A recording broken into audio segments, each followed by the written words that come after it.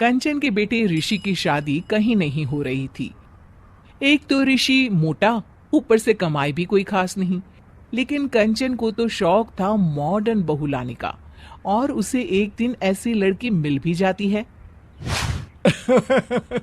हमें तो आपका ऋषि बहुत पसंद है, लेकिन मैं आपको साफ साफ बता देती हूँ, मेरी बेटी के शौक थोड़े से अलग है बहन जी। अरे बहन, हमें सब पसंद है। आपकी प्रियंका जैसी लड़की की तलाश मुझे कब से थी। जींस पहनकर अंग्रेजी में गिटर पिटर बोला करे। अरे बहन जरा सुन तो लो, मेरी बेटी के शौक क्या क्या है। अरे नहीं नहीं बहन, बस लड़की को देख लिया तो सब कुछ देख लिया।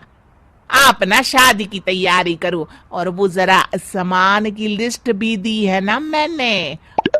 हाँ बहन जी, सारा सामान शादी से एक दिन पहले ही आपके दरवाजे आ जाएगा। मजा आ गया, मजा आ गया। अब तो बस आप शादी की तैयारी करो।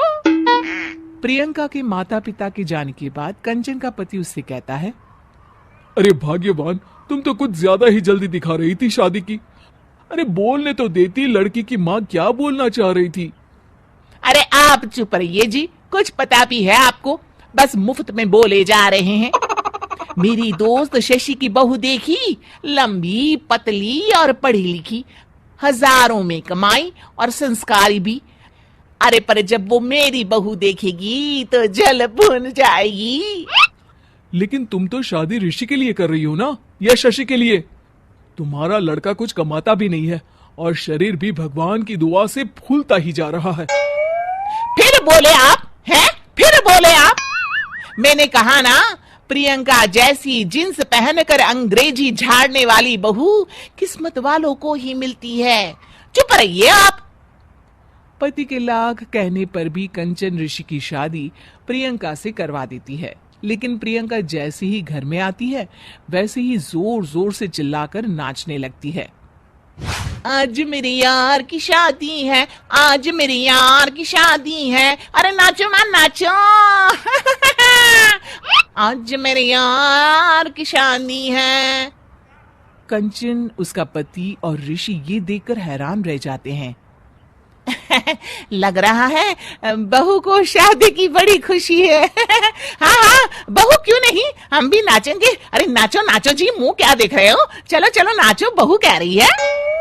कंचन ये कहकर प्रियंका के साथ नाचने लगती है। ऋषि और उसके पिता वहां से चले जाते हैं।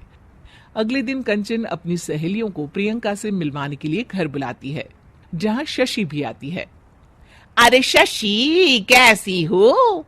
मैं ना तुम्हें प्रियंका से मिलवाती हूँ। अरे सच में बहुत ही एडवांस सोच की लड़की है। कितने मॉडर्न ख्यालात है उसके, पता है तुम्हें? अरे हाँ कंचन, जरूर।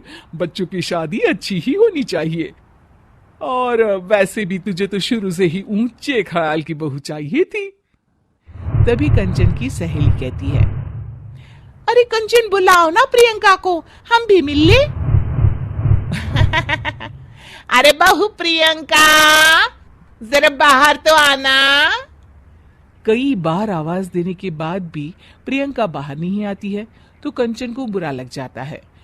वो उसे लेकर बाहर आती है, लेकिन ये क्या, प्रियंका लड़खड़ाती हुई बाहर आती है और उसके हाथ में शराब की बोतल होती है। हालांकि शराब पीना स्वास्थ्य के लिए हानिकारक होता है और ये हमारी किडनी के लिए बहुत ही खतरनाक है, लेकिन कंचन की बहू प्रियंका पूरे नशे में होती है। अरे इतने सारे लोग।